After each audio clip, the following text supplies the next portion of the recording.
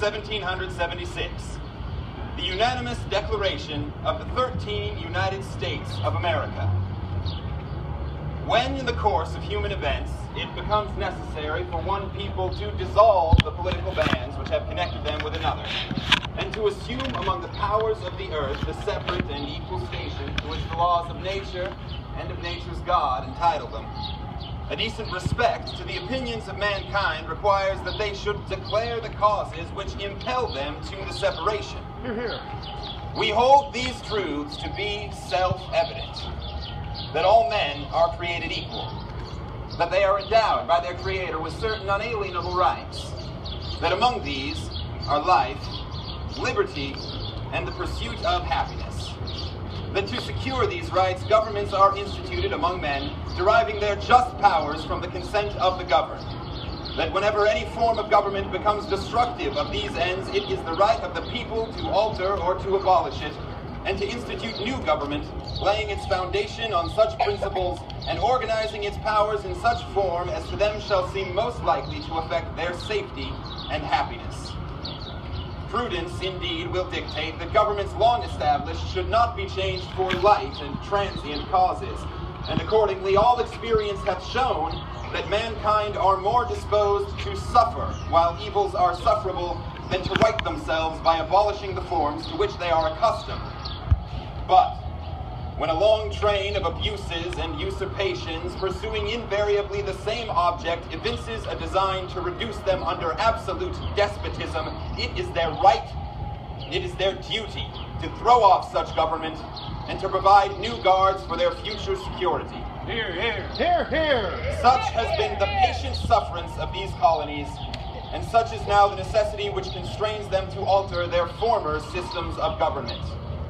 The history of the present King of Great Britain is a history of repeated injuries and usurpations, all having in direct object the establishment of an absolute tyranny over these states. To prove this, let facts be submitted to a candid world. He has kept among us in times of peace standing armies without consent of our legislatures. He has affected to render the military independent of and superior to the civil power. He has combined with others to subject us to a jurisdiction foreign to our Constitution and unacknowledged by our laws, giving his assent to their acts of pretended legislation for quartering large bodies of armed troops among us, for protecting them by a mock trial from punishment for any murders which they should commit on the inhabitants of these states, for cutting off our trade with all parts of the world, for imposing taxes on us without our consent. Hear, hear. For taking away our charters, abolishing our most valuable laws, and altering fundamentally the forms of our governments. For suspending our own legislatures and declaring themselves invested with power to legislate for us in all cases whatsoever. He has abdicated government here by declaring us out of his protection and waging war on us. He has plundered our seas, ravaged our coasts, burnt our towns, and destroyed the lives of our people. Hang King George! In every stage of these oppressions, we have petitioned for redress in the most humble terms. Our repeated petitions have been answered only by repeated injury. A prince whose character is thus marked by every act which may define a tyrant is unfit to be the ruler of a free people. Nor have we been wanting in attentions to our British brethren. We have warned them from time to time of attempts by their legislature to extend an unwarrantable jurisdiction over us.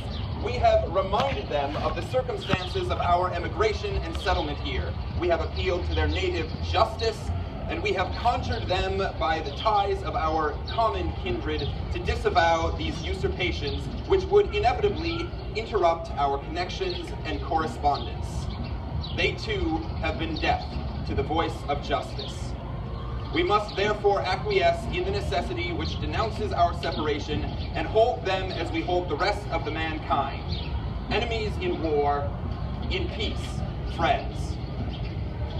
We therefore, the representatives of the United States of America, in General Congress assembled appealing to the Supreme Judge of the world for the rectitude of our intentions, do in the name and by the authority of the good people of these colonies solemnly publish and declare that these united colonies are and upright ought to be free and independent states. That they are absolved from all allegiance to the British Crown, and that all political connection between them and the state of Great Britain is and ought to be totally dissolved. That as free and independent states, they have the full power to levy war, conclude peace, contract alliances, establish commerce, and to do all other acts and things which independent states may of right do.